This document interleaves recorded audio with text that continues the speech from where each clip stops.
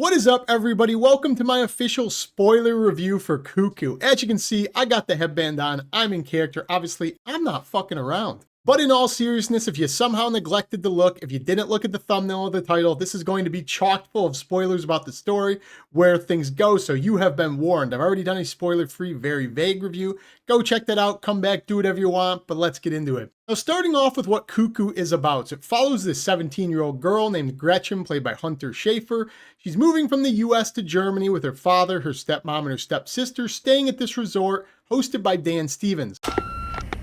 Mom, I really want to go home. You're getting back. And in my spoiler-free review, I mentioned that this is definitely one of those films that's best experienced completely blind, where the trailer shows you a decent amount of the scares, a little bit where it ends up going. It gets incredibly weird. But beside that, I related it to Barbarian, where it has the potential to be one of the biggest sleepers of the year if you did go into it blind. Take some major twist. It will lose people for sure when it kind of starts revealing what's going on. And I said it will be, and I stand by this, one of, if not the most divisive films of the year. Well, you'll have some people who absolutely hate this shit, and some people who love it. Fortunately, I am one of the ones who loved it. And what ends up happening is when she does get to this resort with her family, you meet the guy who runs it, played by Dan Stevens. He is a mega creep. You can tell immediately. They don't really try to hide this. It's pretty obvious to everyone he's probably going to be the villain within 5 seconds. But when you do meet his character, you know something's off with him in this resort because he's creepy as shit. And there's just some very strange things going on. Starting with the fact that when she arrives and she's trying to get accustomed and get familiar with the locals and all of the stuff going on around this resort, she starts hearing this noise. It's like this weird vibration. People are acting funny. People are sick to their stomach. You basically immediately get an inference that something's going on in the woods, be it a person, a creature, some type of a call, where it's almost like a siren, where people get disoriented and kind of lose their focus. They kind of lose track of time. They feel like they're in a fever dream, a time loop. This call goes out to certain people and they start acting very funny. They start acting up. That's the first clue that some weird shit is going on. And that really is the mega sell to this film. The whole experience you're going to have undoubtedly when you watch this of going, what the fuck? At least 2 or 3 times. That's really where it's at its strongest, because I think the mystery behind this, trying to figure out, piece it all together, is very intoxicating. It's a very fever dreamish feel where you're in this location, you're hearing this very strange sound, and you just don't know what's going on and you're trying to figure it out. That's what I think is by far the strongest part of this film. As it keeps going, it just keeps building on that weird premise over and over again to the point you think you have a grasp with where it's going at about the halfway point, and it gets even weirder in the second half. It has a big positive. I refer to some films as having a mini twist, where it has the mega twist of the whole thing I'm going to get into in a couple seconds, like the gigantic overarching weirdness to this film. But it has a ton of mini twists where there's like every 5 to 10 minutes, it felt like you were introduced to something you didn't see coming. A lot of character interaction, some of the discoveries the main character has about her family, some of the tapes she runs into.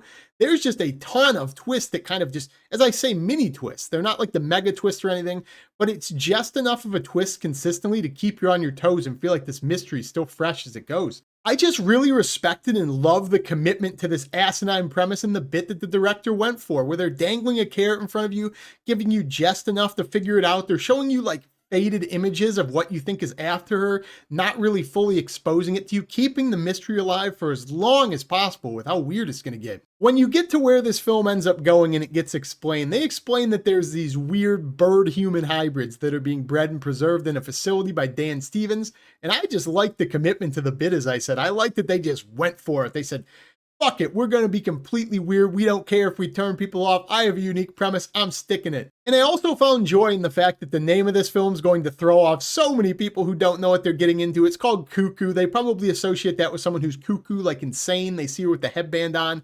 And then you have a cuckoo bird they kind of talk about and introduce in this, but it's also like a triple entendre where she's really the only person in this film who's not cuckoo. Everybody else is pretty much batshit insane by the end of it. You start finding out towards the middle half, towards the end, that her stepsister is kind of being used as a surrogate for this experiment. They're trying to turn her into one of these creatures to breed, preserve the species. And I just thought that was a really interesting dynamic where she's put in this moral dilemma of trying to save her sister, if she's trying to figure out what the fuck is going on. There's just so much there was to like about how ballsy the second half of this was. And I'll get into in just a sec what I think of a little bit of the confusing arc, but for the most part, I did enjoy where it went. Now, when you talk about the scares of this film, because it's rated R, and that's what a lot of people go to see horror movies for, obviously, I'm a big horror buff. But I really appreciated the scares to this film because they weren't linear. They weren't the same type of scare every time. I felt like they did a good number of different types of scares. They had some jump scares, very suspenseful tension. There's the mystery overarching theme. There's a couple of scenes in this, specifically the scene where she's being chased on a bike, I thought was phenomenal. The way it was filmed, I thought it was basically genius, the way they kind of manipulated the darkness of lighting to see the shadow coming. There's not a ton of scares, probably only about 5 tops. But as I said in my other review, I thought basically all 5 were very effective. I think it has some of the best scares of the year. And you know, some people might think it's pretty underwhelming because they think scares are based on volume. They only like certain types of scares, maybe jump scares. This isn't so much of that, I think, but the scares are built up so well in this. They go on for so long.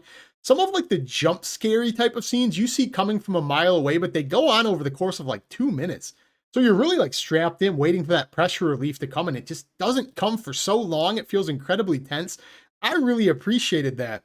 There's also a little bit of horror for everybody in here. There's some jump scares, there's some like creature design, there's some scary imagery. There's like some fears of like body horror, the fears of claustrophobia, the fears of losing a loved one. There's just so many fears they tackle in this. I think there's a little bit for everybody. So I'm not unfamiliar with the fact that some people might not think this is scary in a traditional sense. But for one of these films that kind of goes for it and it's out there a lot, I really appreciate the scares in this film. And I also need to mention that the only reason I think any of the scares are effective, that the mystery is intriguing, is purely based on sound design. Because you have some really cool sound choices here. You're in this isolated forest, you don't know what's going on, you're in the middle of this mystery, you feel like you're with this main character, and you consistently hear this very eerie, screeching, unsettling noise. It's not pleasant on the ears, it's like a call of some sort.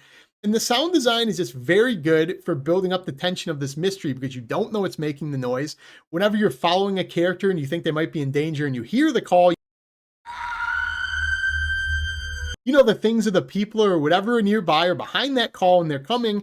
There's just a lot of tension and suspense tied to that sound that I think really sets up these scares, really makes you feel like you're part of this weird creature thing that's going on in this forest. But the sound design made this feel incredibly unique. There's not a lot of horror movies that can unsettle you based on sound alone. I think this does that effectively. Now, I said in my other review, another huge sell to this film is the acting, starting with Gretchen, played by Hunter Schafer, and I was not familiar with her at all going into this. I had never seen her when I saw her on the poster, but I did think she was phenomenal. She has a ton of range in this. She has to be scared, excited, sad. She has so many ranges of emotion. She kind of kills it in all of it.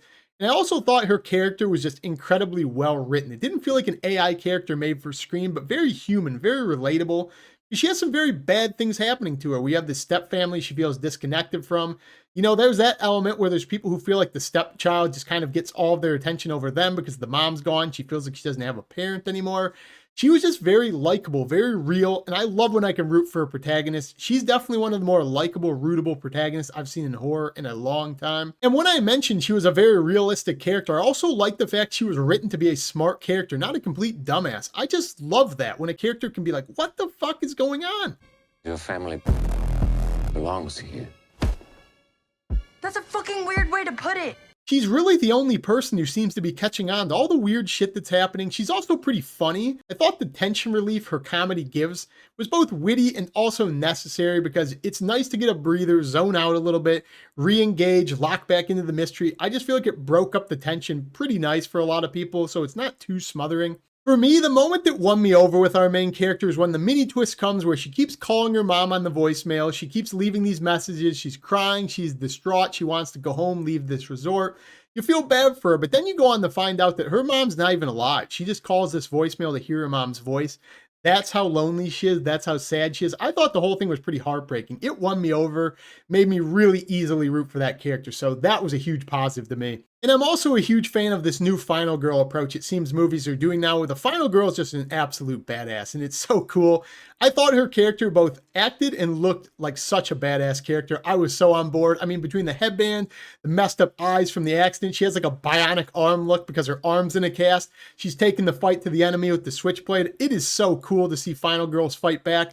I love the way her character looks. I think it's a pretty iconic look that a lot of people are going to remember who enjoyed this film. And the other character I wanted to mention again is Dan Stevens. This is just the year for this guy. I mean, I've always liked this guy's work. I love The Guest. I love Abigail. I like a couple other works with him. 2024 is the year Dan Stevens becomes a household name if you like horror. This guy is just knocking it out of the park every film he's in. This is 2 films of the year. My top 2 films probably at this point. Loved his role. He plays this really weird, quirky guy, like I said, who runs the resort. He's German. It's just everything about what he was doing. His accent, his mannerisms, his comedic timing. I thought he was awesome in this, the same way he was good in Abigail. I think he's definitely a bright standout, second to only Hunter Schafer, but he's good as always. I cannot wait to see what this guy does. I am so on board with this guy being a face of horror. The last thing about this film I really appreciated that stood out to me is that it had a lot of heart. In the second half particularly, I just thought it gets pretty emotional. It's kind of hard to not really connect to these characters.